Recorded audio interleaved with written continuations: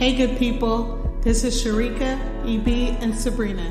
You're listening to The Kickback. Glad you decided to pull up. What's good, Kickback family? It's your boy EB, and I am glad to be back with y'all. And I am here with two of my favorite people, Sabrina and Sharika, and you're listening to The Kickback. I don't know where you're at listening to this, but at the time of this recording, I'm currently listening to this at my office, and it's a peaceful day at the office because the office is closed. But I didn't want to be at the crib for the duration of a tropical storm / hurricane / rains and wind that's moving quickly and swiftly across the state. But if I had to give a number or a temp of what I'm feeling like, I would say that I am currently sitting at about a blissful 88 degrees. 88 because that's the year I was born. 88 because it feels good. 88 because I just came back from vacation and I truly feel refreshed. So yeah, that's how I'm feeling. I don't got a song for y'all today, but yeah, that's where I'm at. Sabrina, Sharika, how y'all feeling? I'm feeling good. I am at a great 72 because unlike EB, I am home during this storm, which I have to get to that part with EB later in this podcast, but I'm doing good. I was hoping the storm wouldn't be bad, but I was hoping it would be just enough that I would not have to go to work. And so far, it seems to be the case. I'm hoping that nobody else got it really bad. I really haven't been up on the news. Last night I was listening to a little bit of the weather, and they were talking about some areas near Daytona. But today I have not caught up on anything weather related. But so I guess I will hear about that later or check in on the state of Florida later. My husband is at work, so that's sad. But you gotta do what you gotta do. But I have been enjoying my morning off at home, and that has been nice. But now to EB. When we were scheduled to have the hurricane, you stayed home. Now we're having a tropical storm and you go to work. Please explain. Please explain. Because at the time of the hurricane, a lot of y'all, and I'm saying y'all as the people who, like, hold on, let me go ahead and preface this because I know how people begin. People who know me know that I know how to empathize, and I'm sensitive of people who go through tough situations. I know that it was a lot of people who are highly and very concerned, and there are going to be a lot of people in this building. So the building being open and me being away from people was preferred because I could be at home in the comfort of my own residence. And I knew that if something were to happen, I'm on the second floor of my apartment complex. So if flooding was to happen, likely wouldn't get up there. But I know it was a lot of coworkers who I already don't want to deal with would have been here at the office. That's why I continue to advocate for remote or hybrid working. But of course, to no avail. That continues to just fall on deaf ears, it seems like. So now, with the closure, and I think an announcement was made like around 9 or 10 last night. I think a decision actually was made around 7 or 8, communicated to certain individuals around 9, communicated to other individuals around 9:30, 10. And then for others, it was communicated at like 9 o'clock this morning via email. Shade. I'm so cold from the shade. I know the play-by-play is everything right now. It's everything. So for me, knowing that it was going to be limited individuals in this building, I was like, it'll be good to go. Also, I for the most part, as much as I continue to talk about remote or hybrid work, I do find a sense of peace when I'm working on a sermon. So I told myself I was going to go to the office and I'm going to grind out a sermon that I'm working on about the arrival of Emmanuel, of Jesus, of God being with us, so to speak, before 1 or 2. I would try to just see where I'm at and then be done for the day. So it was just a half day of work for me. So nothing too crazy. And nobody so basically, you're saying you just don't want to be around the people. Is what I'm hearing. That's all it is.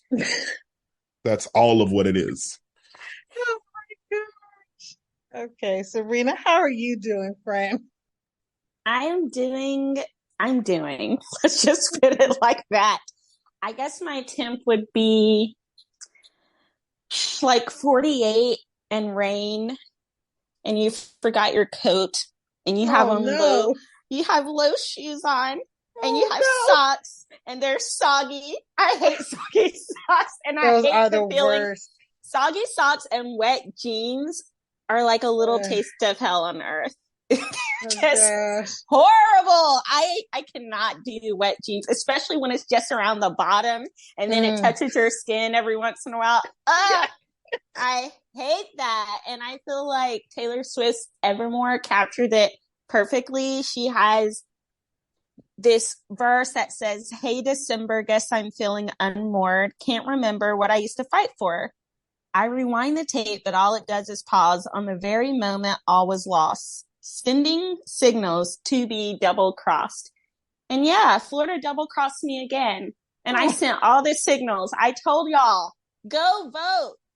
Go vote. We've been talking about it on the pod.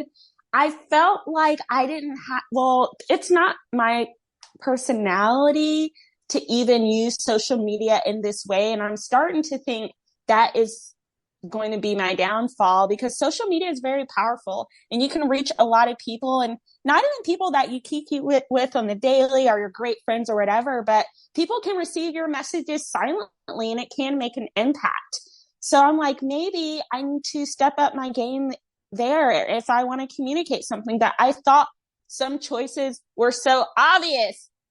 And not just Florida double crossed me. I feel like just in our country, and I know it could have been worse. So I hear that. But I also just want to say, like, I'm feeling like Taylor Swift and Evermore. I'm trying to catch my breath. You know, I have a feeling that this peculiar feeling that the pain will be forevermore. Like, and I know the moment that all was lost. All was lost when we elected Trump the first time after all the shenanigans. That was when really things were lost. But I keep thinking, oh, it's fine. Everybody sees the shenanigans. We all saw January 6th. We all know about Matt Gaetz and all the charges against him about trying to hire a minor for sex. And even without that, just the craziness that's among us and the way that some of these extremists are speaking, I was like, surely these people are not going to get any votes. We got a man in Georgia whose own son, who's a Republican, by the way, was like, my dad is trash. He's paying women for abortions. He held a gun to my mom's head. He beat us. And this man has just as many votes as the other man who's a reverend. So, like, I don't get it. I try. And like I said, I know people who are diehard, party over country, and they say they love the Lord. And I talk to them. They're like, you have to understand. You have to forget all those other things if these people will push through laws and et cetera that are in line with the Bible.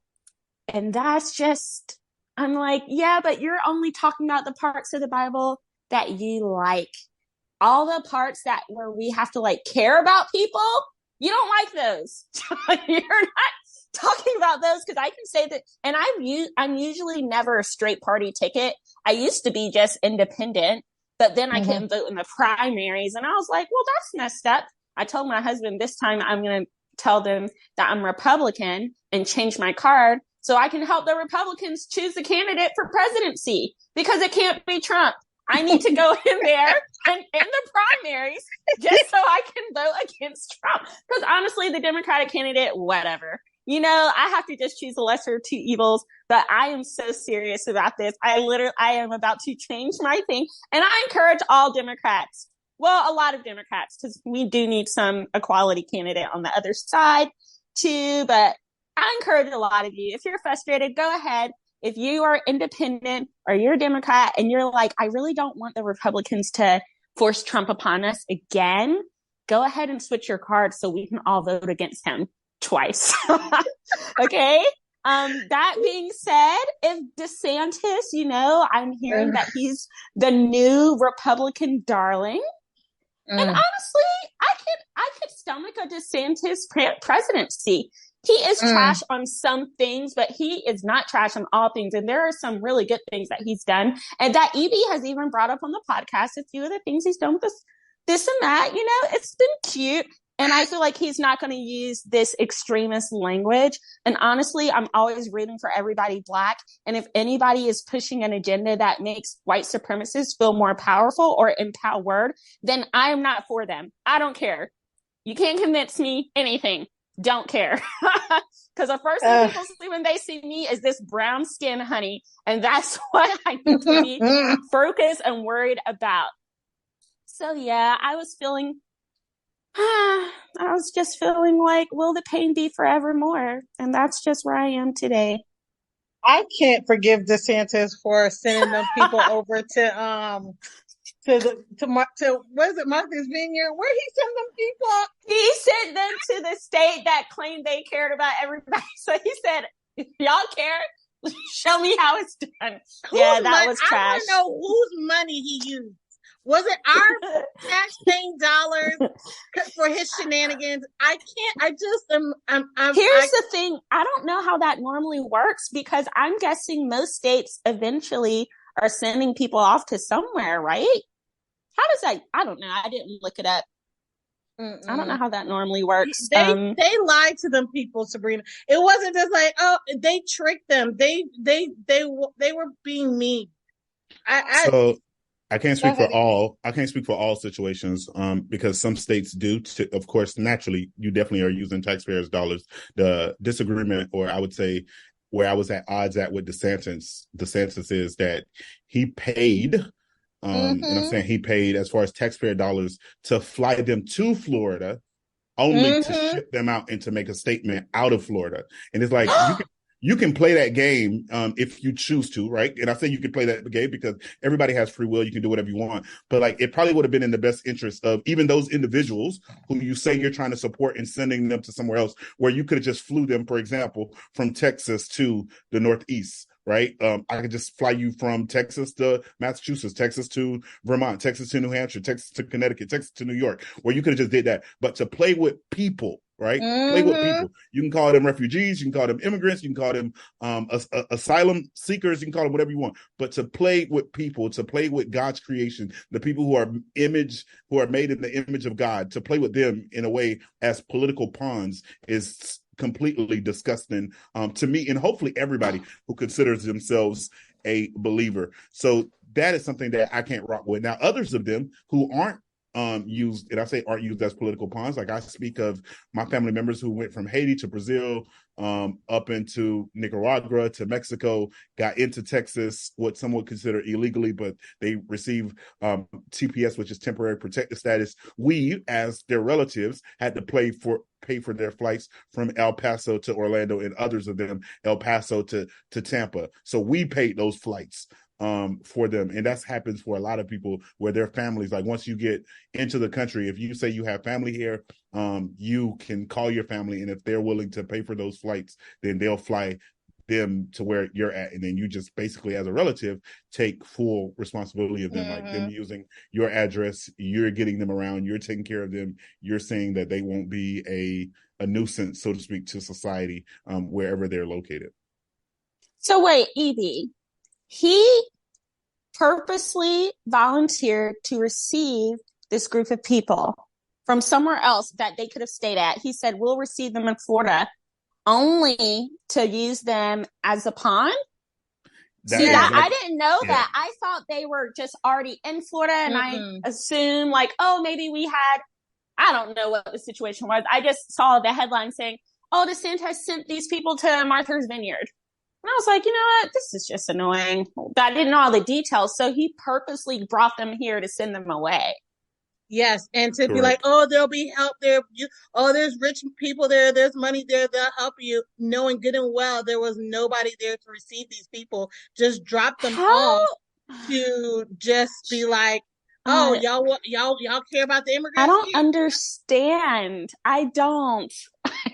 I know people try to explain it to me, but I don't. Not just him, but other people who, in my mind, like Marjorie Taylor Greene, they didn't vote her out, And so my thing is like, okay, what you did to those people was terrible. And I can't forgive that. But also the people that keep being like, oh, well, we care about this and he's putting more money into well, whose money did he use to send these people? So if you don't care about the people and y'all say y'all care about the bottom line and the dollars, y'all should at least care about where he took this money from. So y'all saying we need money for the teachers, we need money for this and the third, that and the third, but yet y'all was cool with him for jokes and giggles, playing with people's lives and spending our money to do that. That was unnecessary. Unnecessary, as was the ad with his wife talking about when I was struggling and I was really sick, he became a father. I'm like, what the H? I wish Doug would get on TV and be like, oh, when Sabrina was sick, I was the one doing the dishes. Nick, of course you were. Oh, you're my husband. Let's Can we stop celebrating? Yes, let's stop celebrating people for doing. This is classic growing up in my mother's home. I come home, I have an A on the test. I'm thinking, okay, I'm about to get a little something like some of my friends do. My mom and dad's classic line for basic stuff growing up was, that's what you're supposed to do. Mm-hmm. It's like, Mom, I clean my room. Okay, that's where we're not giving accolades for breathing and for living life. Girl, what was he supposed to do when you were sick in the hospital? Neglect you? Get another wife? Find other kids? Like, girl. I said to me, it sounds like he's being a husband. That tells me nothing about how he's going to be a governor. That, I don't care. That's he's supposed to do that. That's your husband. He should have your back when things are low and you're having cancer. When I saw that commercial, I said, oh, they're going for the heartstrings here. I did like that it wasn't, because I hate the Bash commercials. They look like an SNL ad. They're so annoying. But that one, yes. I know, but that one, I'm here for a heartfelt, but not of that. Is this why people say Black women are annoying and we want too much? Because I feel like that's basic, girl. If that's what you're celebrating your man for, he needs that tells me nothing about the state. That tells me him as a husband. And he should be doing that as a husband. But he's not my husband, and he's not the state's husband. So I don't care. I mean, well, I do care that he treats his family well, but that also doesn't mean that you ain't gonna do right by us, because you have your track record for this state has not been great. So therefore, all that told me was on the regular, he's not pulling his partner weight, because if that was the exceptional.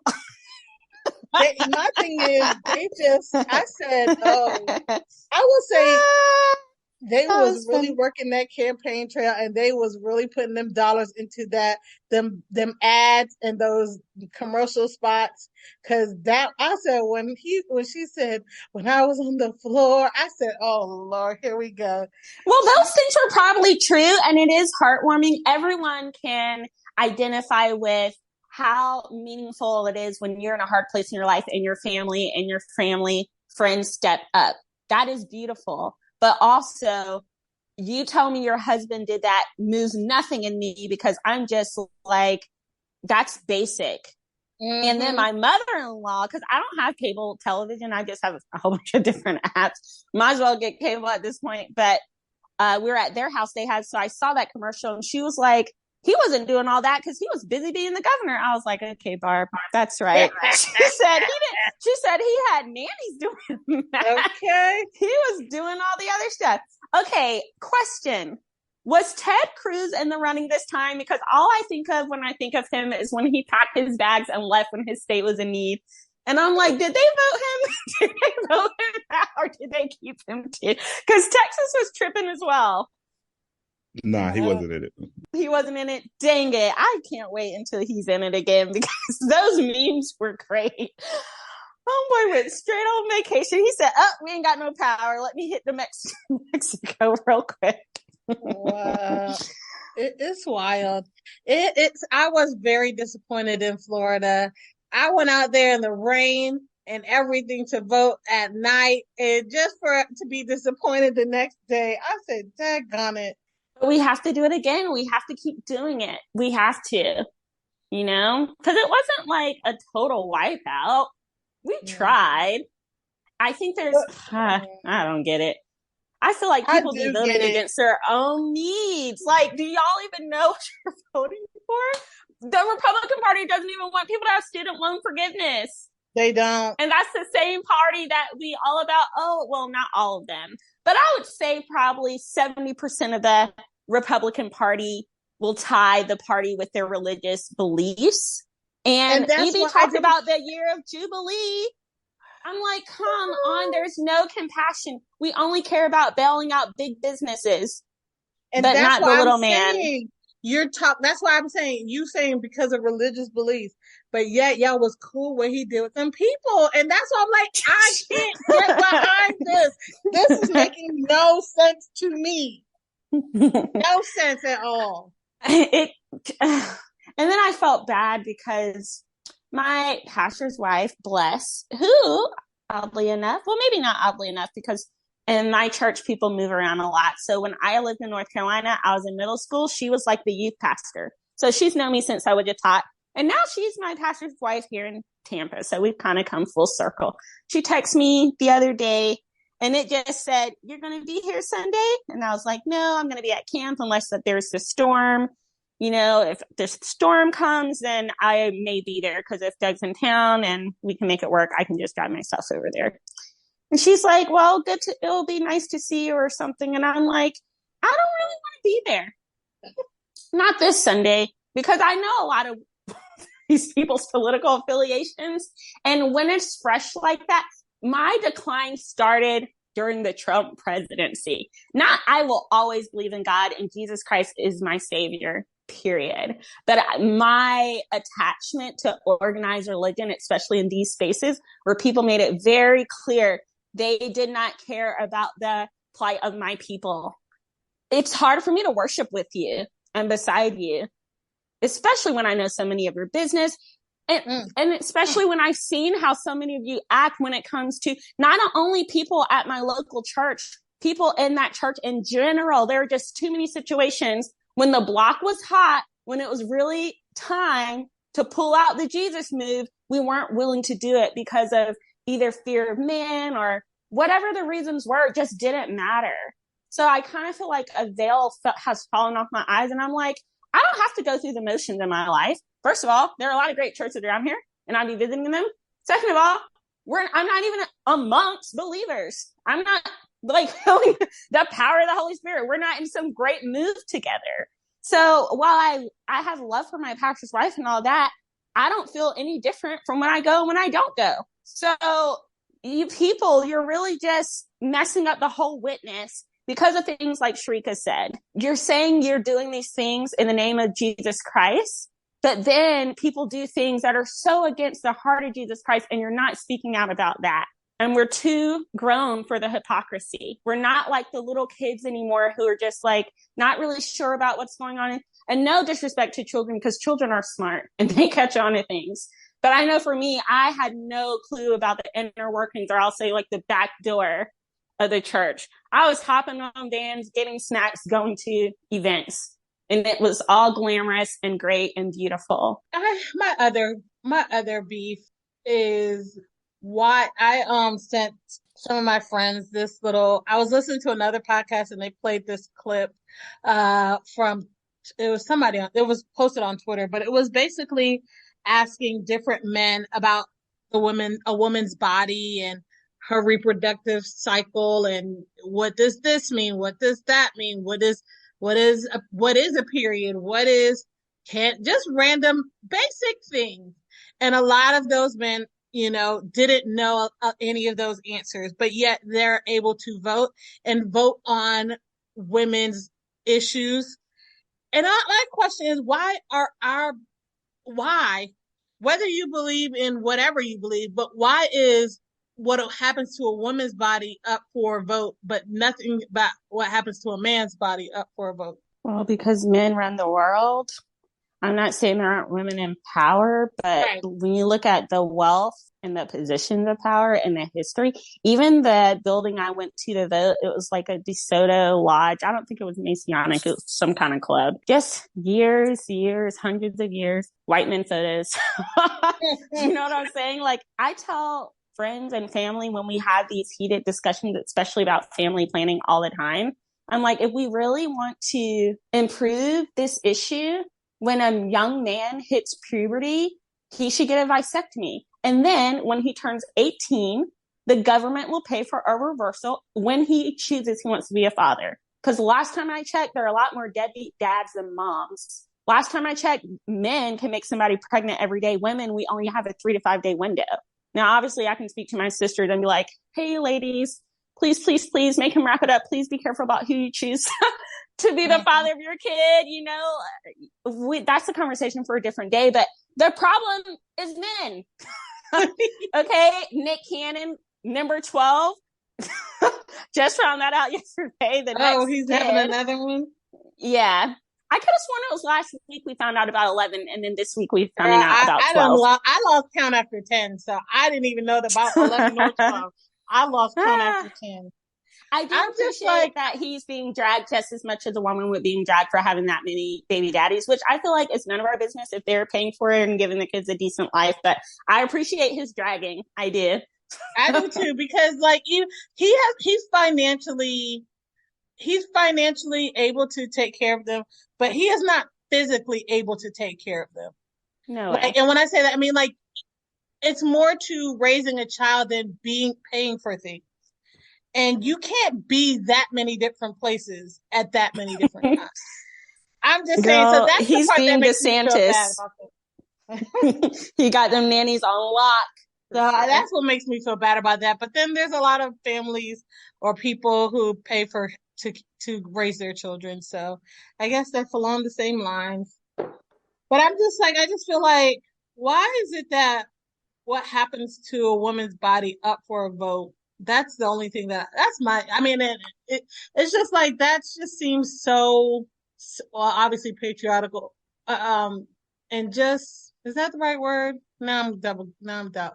I do think to a certain extent, especially when you're in a relationship. I remember, I was probably at one of those retreats or something that I talk about growing to when I was a young adult or a kid in my church. But a man was on the stage giving his testimony, and him and his girlfriend were with child, and she didn't discuss it with him or anything. She had an abortion, and he talked about how that made him feel.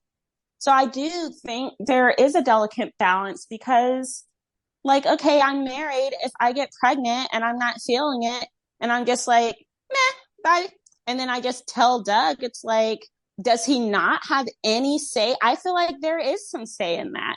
Like, hey, I think that's a relational say. Yeah. That's a relational say, not up to a vote.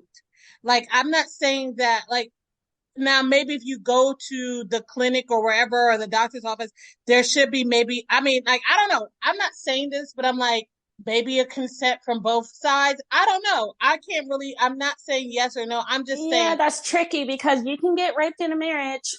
That is very true. And that's what I'm saying. These things are up for discussion, but I don't think they should. But not for a vote. Right. That's kind of where I'm like, I don't have all the answers, but I'm just saying, like, or if we're doing votes for bodies, let's do votes for everybody's body. Everybody's body's up for a vote then. Men too, y'all, we're going to put y'all up there, whatever, whether it's a vasectomy or whether it's a whatever, we all up there for a vote.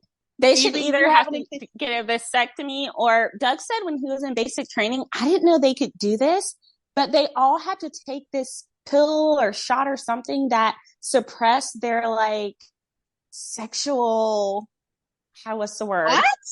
I don't know. Yeah, when he was in, I don't know. Oh, shout out to Marines. It's the Marines' birthday today. And shout out to my man. But like, yeah, when he was in basic training, their sexual desires. Like he was like, they had to take like a shot or something like that.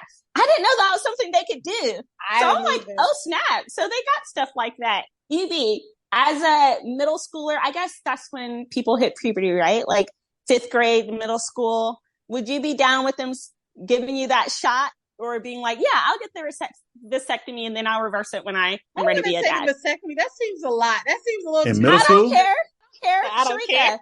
You know, it's a lot. All these kids with no dad, and it's not particular to race or social economic status. You're right. So yeah, Evie, how would you feel if it was just our society? Like, you're not gonna be able to have kids. during these years as a teen, but when you're of 18, if you want to, we'll reverse it. How would that have made you feel as a young man? I would say, if I'm being honest, like just, and not even, because I know some people are like, oh, you sound like a sheeple. Why are you just going as a sheep? That's not how it should be.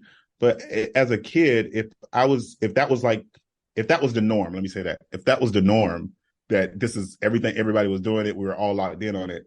I think it would have been just like, oh, this is what it is. And I say that because some people will just naturally be like, well, I wouldn't just go with the flow. I'm like, all right, if you went to a public school, at least where I'm from, you ain't have no choice with a lot of the shots that you had to take. Yeah, like there wasn't really a choice. Like I'm sitting here thinking, I myself specifically, I think I know maybe 2 people in my entire life who had TB, but I can't think of nobody who had tetanus. I don't know of. I've heard stories of people having one of the 3, or at least the 3 that I know of, A, B, or C hepatitis, but I don't know somebody personally who said, yeah, I had hepatitis A, or yeah, I had hepatitis B. But like all these shots that you can go through of mono and like, or the different shots that you had to take as a kid, like, as I'm looking at the chart that got like all the years and all the shots that you had or whatnot. And it was just something that you just did.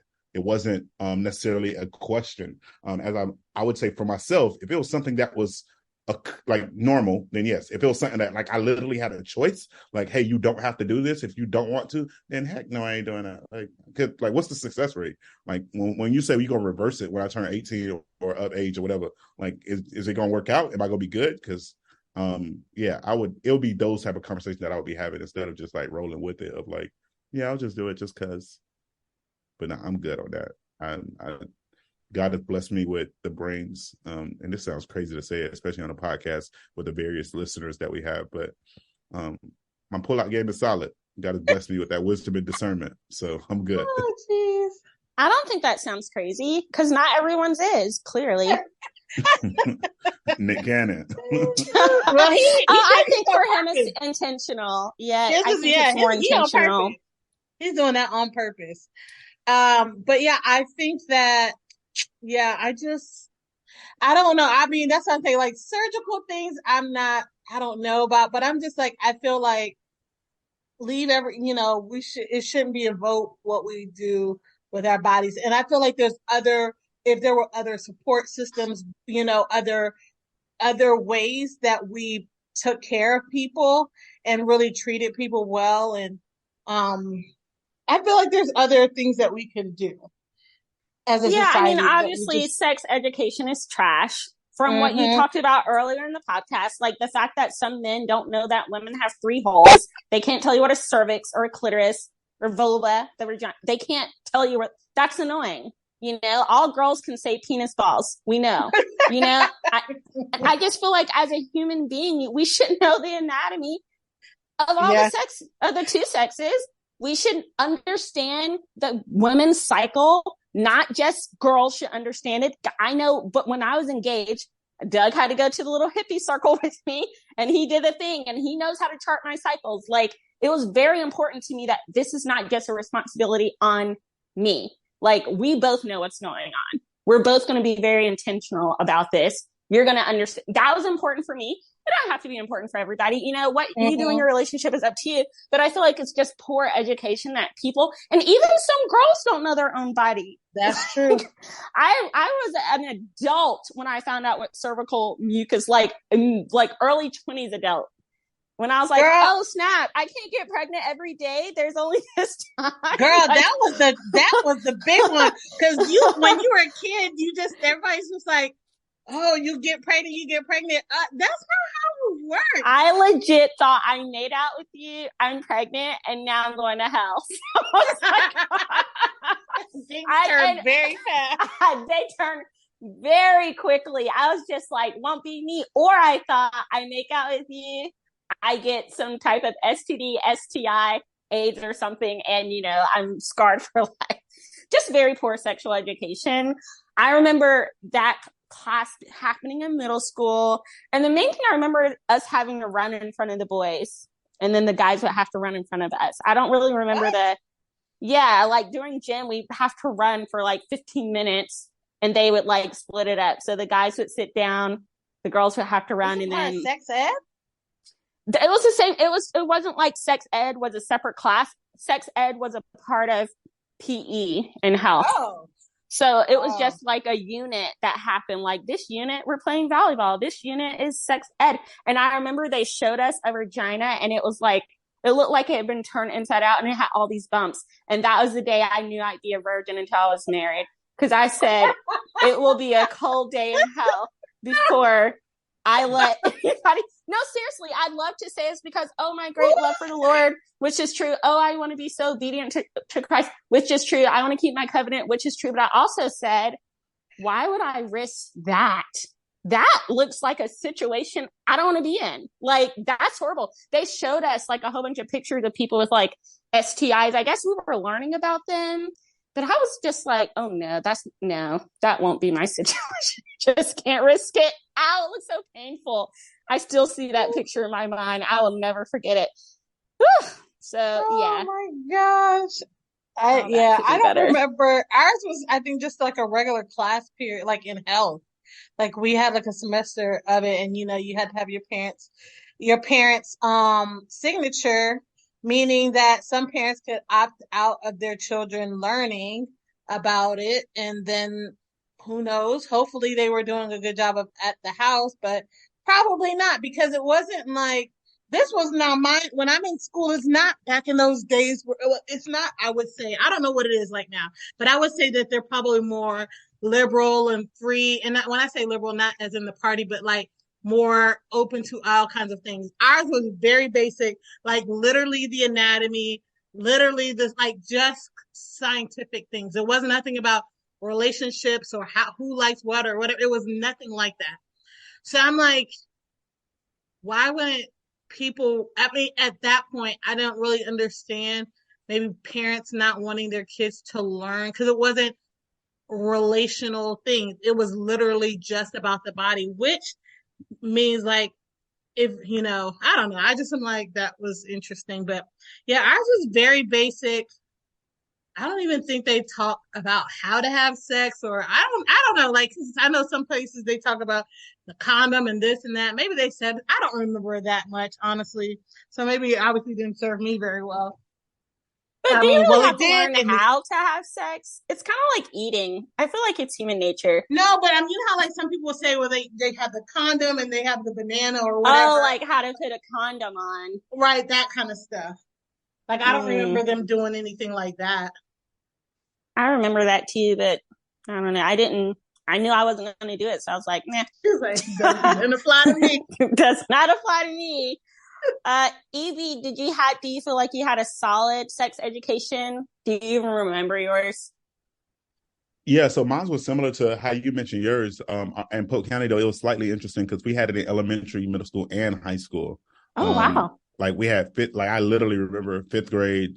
I want to say, and I'm not because I don't want to misquote it, but it was either the 7th or 8th grade, and then you had it at high school, and it was similar as far as that. Now, elementary or in 5th grade, it was like everybody together, co-ed. It wasn't. I don't remember an opt-out thing. Middle school, it definitely was an opt-out, and then high school, it was part of PE, like it was your health class, like that was literally, and it was a semester of it, not just like a crash course. So you're talking August to December, because for my high school, you only had 4 classes a day or whatnot. And I say 4 classes for a semester, and then for one of them you would just transition every 9 weeks. But like for that health class, that was literally that was the entire 4 or 5 months from that whether it be August to December or January to May, because I don't remember which one when I took it, whether it was the fall or the spring. So that one was interesting, and it was interesting / weird for me. And I say weird because as a kid, I got PE, especially in high school. Like for me as an athlete as well, like, I get to go hoop in the gym, or I get to play football, I get to play soccer, I get to hang out. And it was like, oh no, we're sitting in class doing book work,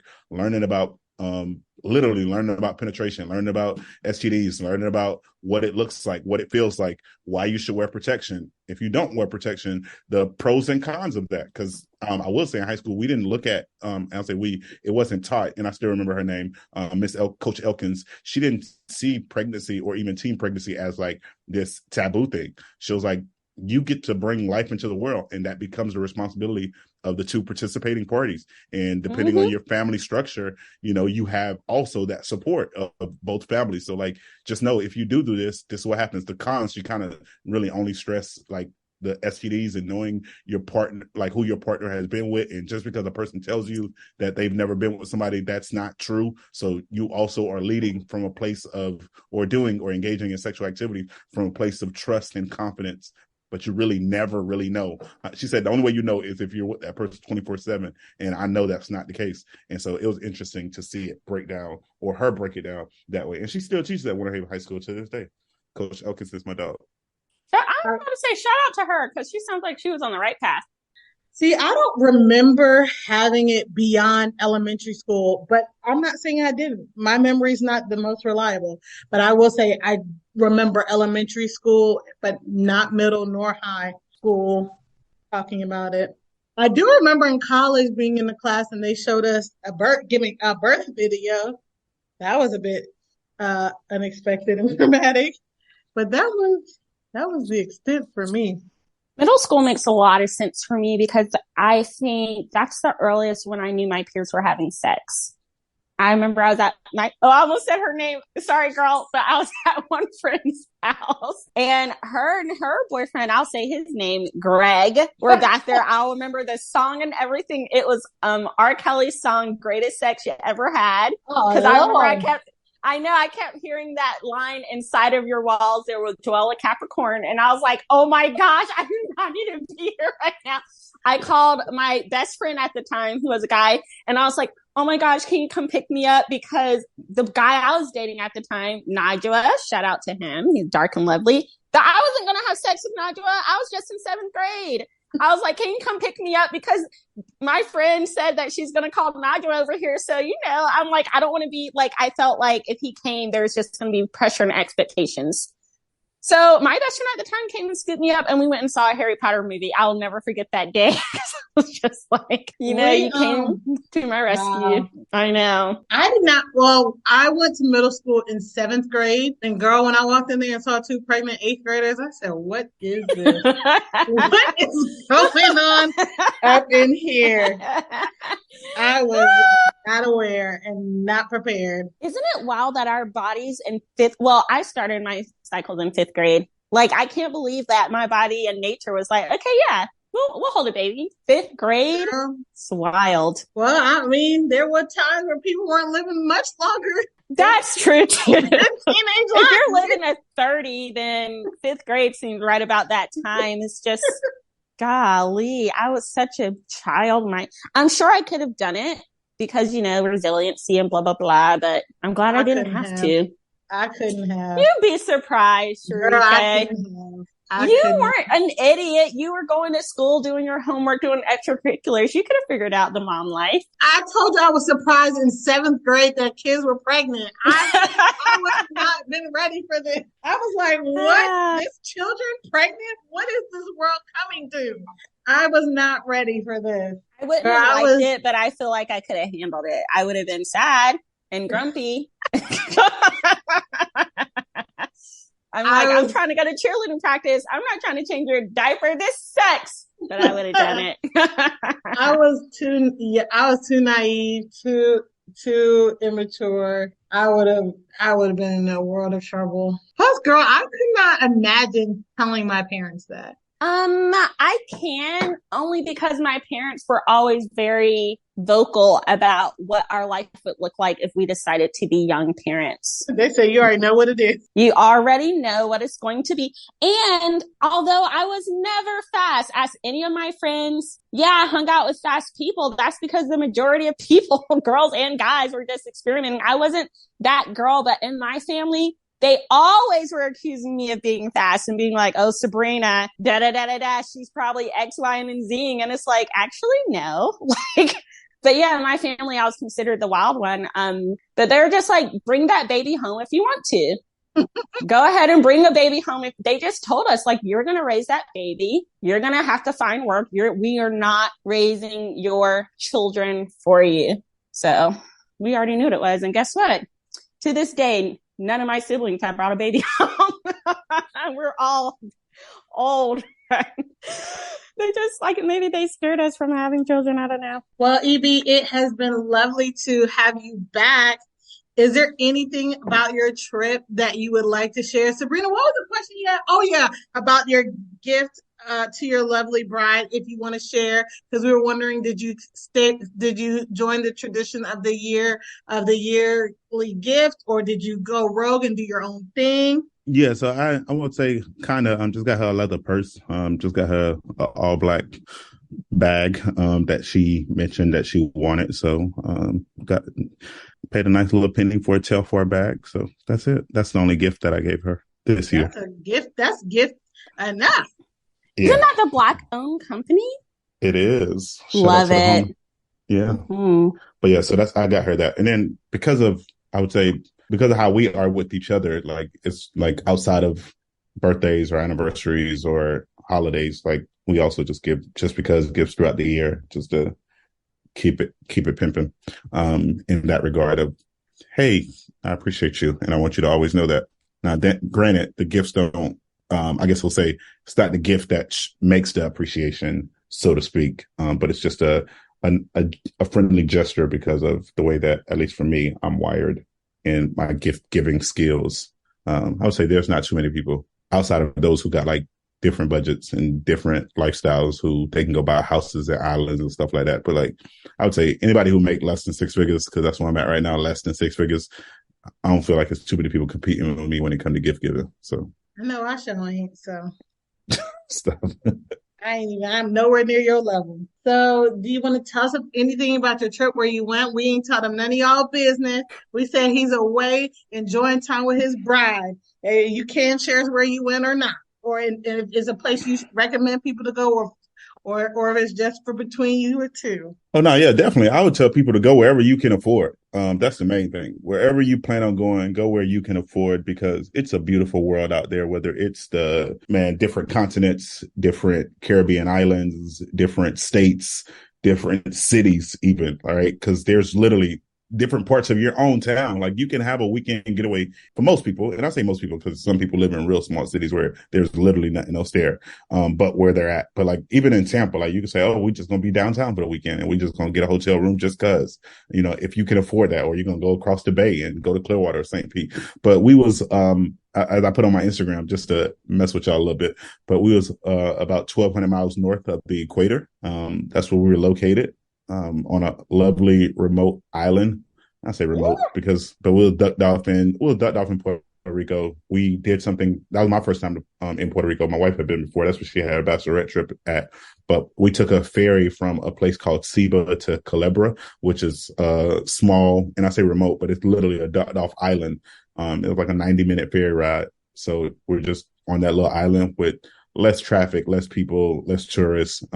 Like to even think about the traffic, it's a few vehicles there where people even put their boats. Let me take it back. They put their vehicles on the ferry to basically be able to drive around on this island. And some people ride around on like golf carts or little four-wheelers or ATVs, UTVs. So that's how like kind of like ducked off the island is. So it was straight just being there. We had a good time of sightseeing, seeing some of the different forts that were there as people were trying to fight off the lovely Spaniards and Americans, and people who were trying to take hold of the land of the Taino people before, of course, they became Puerto Ricans and they gained their freedom. But it was just a good time to just be away. This was one of the first times where I felt like I actually rested on vacation. And I say rested, we still did stuff, but it was kind of like one or two things a day. It wasn't like jam packed with like sightseeing and function and adventure and this, that, and the third, but like we chilled a little more than we normally do. So it was good. Not a lot of people can compare with the gift giving, and not a lot of people compare with the trip planning.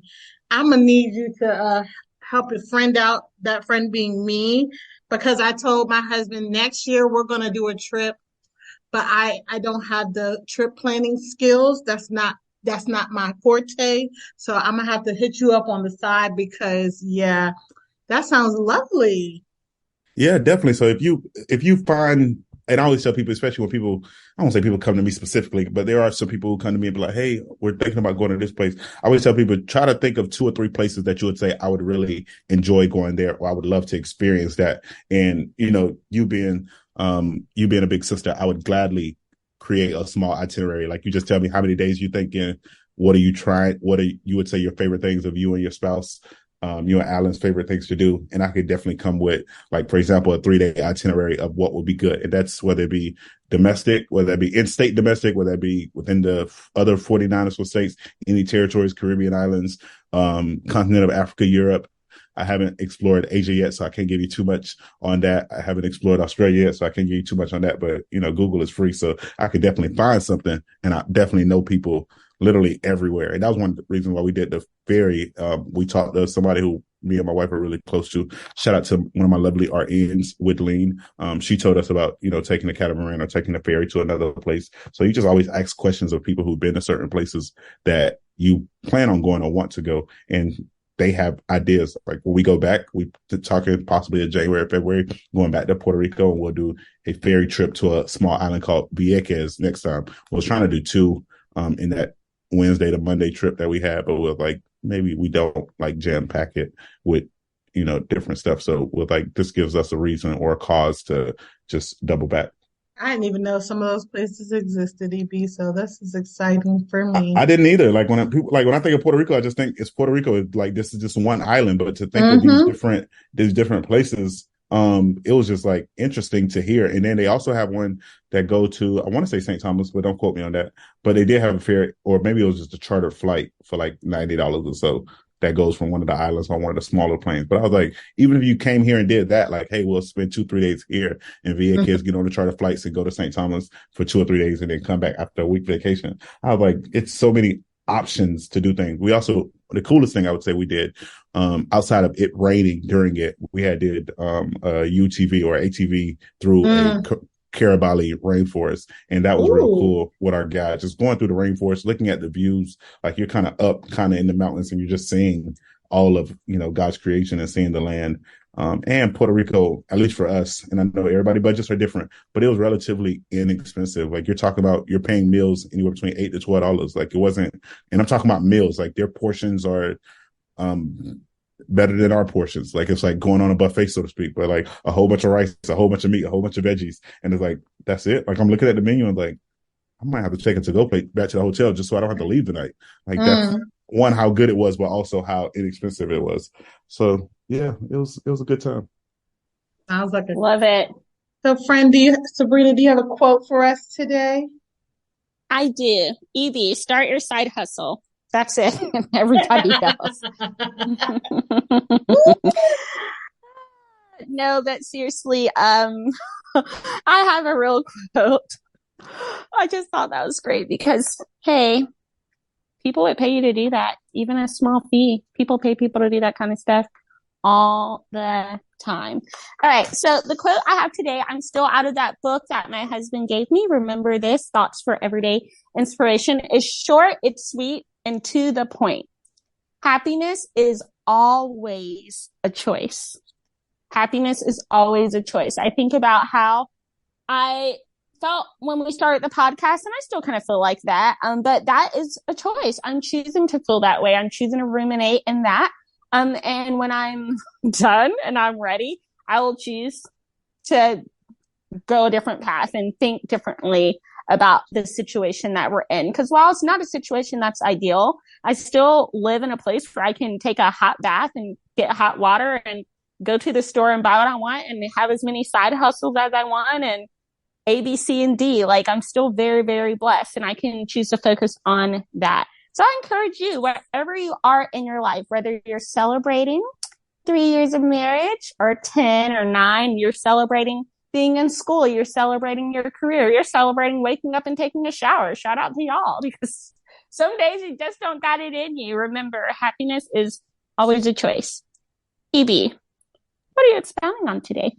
So I'm going to give y'all a lot of brief subjects to explore or expound on your own or within your close group of friends or your group chats. You just have these conversations just because I feel like they're vital and they're important. Like, of course, we talked about a little bit earlier about the election, right? Where things are just still crazy in our world, where you just see where people words don't match their actions. And I'm not simply talking about just the votes that people cast, but just politicians as a whole. I don't care if it's lean left, lean right, lean up, lean down. It seems that things continue to be in shambles in the way that people say they either care about people or they empathize with the places that people have been, or they understand why people stand on the side that they stand on. But when it's time to execute on important matters or important situations, you just don't see that follow through. And it just continues to show with the way that we as a nation continue to vote. So just continue to just do your research when it comes to voting for politicians, when they're voting for elected officials. For our friends in Georgia who's about to see that Senate runoff of Warnock and Walker, prayers to you guys and to countless states that continue to, I would say, go against humanity and justice and human decency. Man, Godspeed ahead, just because I am happy that it wasn't what was dubbed to be a red wave. It was more of I think I seen somebody post it was like a red drizzle or a red smear, but it wasn't a red wave. So I think that's a positive for our lovely nation. And we can talk politics offline for those of you who probably disagree. I'll gladly have these conversations with you, because I notice, especially on social media, a lot of people, when you have these conversations about politics and policies in person, they get flustered and they use like just the same big things of like LGBTQ or abortion or about quote unquote woke ideology. But then when you start asking them to explain those things, they are clueless, because even with abortion, you have countless what I would consider red states who still allow abortion. They're literally arguing, when is it okay? Is it okay at 6 weeks? Is it okay at 12? Is it okay at 18? Where they're not dismantling it as a whole, which is also still funny to me, because if you say that it starts at this point, then why would you allow it as as a right-leaning or left-leaning, allow it at these different peaks or different periods? That means you're either consulted by someone who is more educated than you, or somebody's paying you in the back pocket to say certain things on one end and say other things on the other end. So it's just those things. When people talk about the LGBTQ, it's like you continue to bash people who feel like this is the way that they're created to be, but you don't hold accountable to your peers who continue to either molest children or who continue to cheat on their spouse or live a life of infidelity or steal from their church or the workplace or whatever. But you don't hold those people accountable for what you would deem as a travesty against man or a sin in some way, shape, or form. And we can go on and on about like where many people continue to see American history, or at least Black American history or Black history that happens in America, seems to continue to start with slavery, as if Black people weren't already here. We can have a whole dialogue of that, of who are what some would consider indigenous individuals or people who are here. Like you have countless, you can just read facts on where people were already at during times of before slavery existed, or just the countless efforts that people of African descent have made upon this nation. Like for those of you who use hair dryers, for those of you who stop at traffic lights, for those of you who have a light bulb in your office or in your home, like all of those things are, in a sense, created, or I would say invented by people of African descent. And those things make a difference, where you're mad that people want to speak about some of the tough times that we've had as a nation. But in that same voice or in that same vein, you were highly upset about people taking down statues, about people who cause harm to all people, not just Black people. Now, mostly it was Black people who got harmed during the days of whether it be slavery or segregation or the Civil War, all of those things. But it was all people who were hurting by that if we continue to say that, you know, I'm my brother's keeper, or we're all in this together, or we're one because we're all human beings created in the image of God.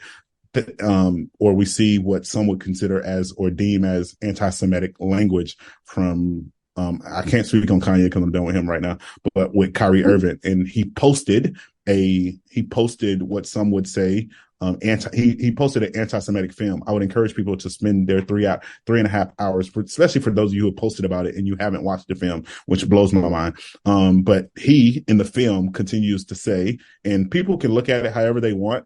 But he says that and he feels that the true Jewish people or the true Jews are people of African descent, are Black people, that they're the true Hebrew Israelites where God is speaking to within Scripture. So when some people, and he's not in the film, but the person who was in the film that he shared the link of was saying that it wasn't a whole bunch of Black people who got killed during the Holocaust. And when you say Jews were killed, I would say that that's inaccurate. You would say that it's a whole bunch of white people who consider themselves or who identify as Jews. But we as, and I'm saying we is what his words were in the film, where we as Black people are the true Jews and we're the people who God is speaking of, and this, that, and the third. But it was so many people who bashed an individual after coming out and saying there's no anti-Semitic bone in my body, him having countless dialogues with people of what I would consider Jewish origin or people who identify of a Jewish or Semitic, I guess you could say, background or understanding or ideology. And, to get bashed for what some would seem as an opinion, it happens. But some of the stuff that the NBA is causing him to likely do before he can play another game is just outrageous, especially with seeing the countless thing that owners of some of these same NBA teams have said about Black people did not have those same repercussions or consequences, or even, I could say, remotely targeting from mainstream media within the sports world specifically. Now, granted, I know it's other people speaking about him as well, but I don't really care about what, in the best way of Fox or CNN or MSNBC is saying about him. I'm speaking specifically of people within the sports world or within the basketball world who did not keep this same energy when things were said about minorities or people of African descent, when things happen from like white owners in the same exact sport, same organization, same association. So that was really, really frustrating as well. And I know most of our topic today was just about, not most of it, but a bulk of it was about sex and health education and where we're at. So for those of us who continue to lead and minister and to pour into the lives of young people, there are ways that you can have conversation. For those of you who are out there who are parents, like, have those conversations with your kids, with your young people, kids in your church. Like, because if you don't, they'll hear it from school. Well, I'm gonna say they will. They are hearing it from the school. They're hearing it in the world. They're hearing it from their friends. They're hearing it in the music. They're seeing it on TikTok. They're seeing it on Snapchat. They're seeing it in all avenues of life. But we who consider ourselves the church have to continue to be a voice advocating what does it look like. And then when it does happen, because I will tell you, whether you want to believe it or not, and I'm not saying every kid, every person, your child specifically, but all of us will know a person under the age of, I would say, well, I don't say under the age. All of us will know someone who is not married who will have premarital sex. We all know someone who that will happen to, not even talking about the ones that it is already happened to. And that's why we'll continue to have teen pregnancy. That's why we'll continue to have kids having kids. That's why we'll continue to have just situations in our world. But it's how we as a church, we as a body of believers, we as a people, even if you listen to this podcast and you're not a believer, you're not a person of faith, like, how do you as a person come alongside of someone who is struggling with teen pregnancy, or I would say a male figure who's like, I don't know what to do. I'm only 15 and my girlfriend told me she got a baby on the way. Like, no, I don't want to keep it. Like, how do we comfort them, console them, advise them, counsel them, give them wise counsel, and guide them in a sense of discernment in the best way, instead of shunning them, outcasting them, berating them, degrading them, devaluing them in places that they feel disconnected from humanity, or they feel disconnected from the church altogether. I just want to remind people that we as a church specifically, I'm saying Big C Church, anybody who says they know Jesus, like, it's three quick things that I want to leave you with, and I'll be done with my expounding. But one, all of us are made in the image of God.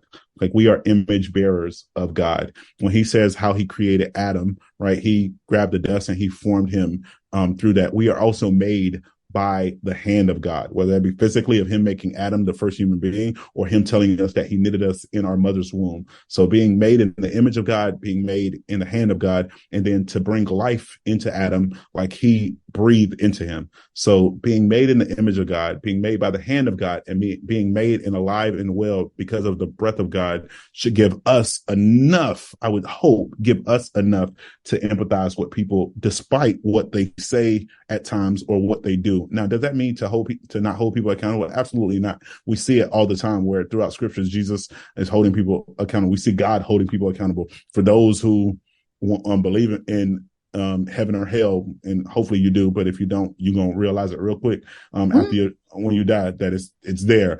But like, he will hold people accountable. But accountability is not always a bad thing. I think sometimes we mistake like you hold people accountable if like you're pointing a finger at them. No, accountability is simply just holding an account. That's all it is, an account. Like, and that can be good, bad, and for some people that can be indifferent, where you just bring it up in a space of people who you might fully disagree with, and or it might be in a space of people who you fully agree with, and you might have to figure out, why do you agree with this thing, or why do you disagree with it, and just hold even that thought accountable. You can hold yourself accountable as an individual. So I encourage you to I challenge you, I would say, to hold yourself accountable, hold others accountable, and to speak truth in life to people who are made in the image of God, by the hand of God, and because of the breath of God, they are alive and well. And just continue to do what God has called you to do. And if you don't believe in God, and I hope you do, but if you don't, I would say continue to just do what you can to make people realize that you are a good, decent human being. Like, it's too much craziness already going on in the world. We don't need another thing to continue to remind us of that. Let us find some joy or excitement or encouragement in the way that we treat one another. That's all I got for y'all today. I did want to say, I forgot to say this earlier, but I did want to also say that there was some history made in this elections. Shout out to my home state of Maryland. We got our first Black governor. So I did wanted to mention that also happened during this election season. And if I read correctly, because I don't want to misquote none, but if I read correctly, within the past decade or decade and a half, President Joe Biden, because I was about to say Joe Biden, had lost the least number of seats of any other president in the past decade or decade and a half. So it wasn't as shocking as some people make it out to be. So I would say continue. And that's why you always do your homework and you do your own research, because sometimes you'll think like, this is terrible. And then this is the last one, and I'm down for real. Shout out to Trump and DeSantis beefing with each other. That's like the funniest thing for me. And I know Sabrina was probably dead serious about probably switching her thing, but I'm like, I might have to do that same thing, because I would, as much as I don't agree with everything DeSantis does, but there's some things that he has done during his governorship that I am pleased with. And then who he was just running against, no beef, but I couldn't vote for dog. So I was just like, I'm just going to leave this one blank. So I am that person as well in civil duty, who sometimes, where there is nobody who's good for me, where I just would leave it blank, because whatever's going to happen, probably going to happen anyways.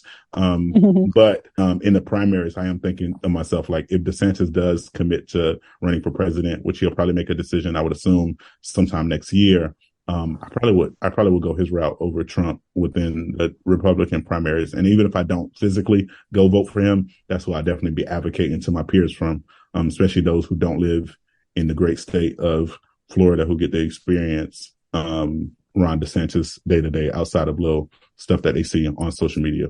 How many times can you switch your ballot or like switch your thing, or like how often? You can't switch it twice in the same year, and the only time it really matters is for the primaries. Because just because my card says independent, like in this voting session or season, once I got in the booth, I could do whatever.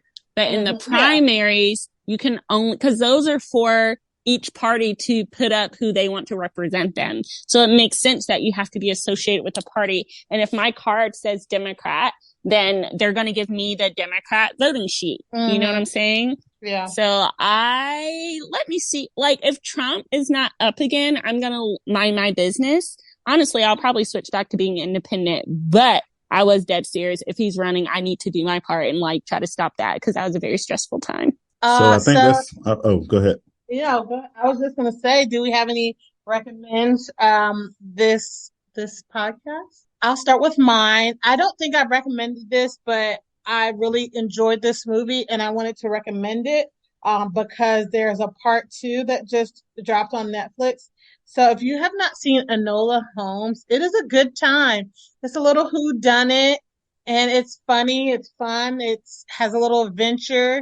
So if you haven't seen it, I'm recommending you watch that.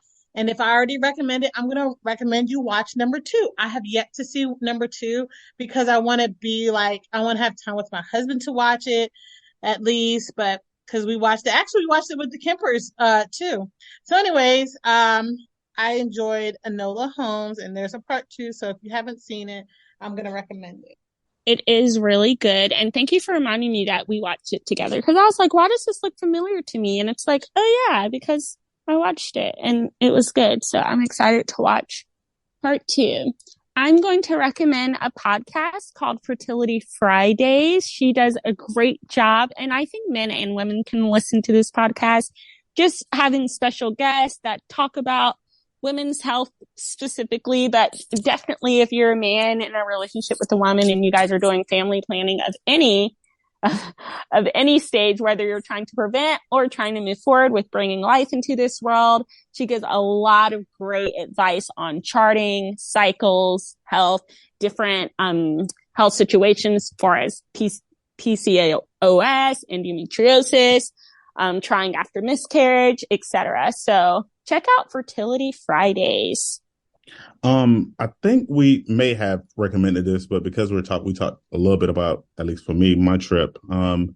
It's just interesting if you're looking for ideas and you're like, I don't know where to go. I don't even know where to start if I was going somewhere, but it's also on Netflix, and it's Somebody Feed Phil, where he just goes around to different places and he eats basically a whole bunch of food.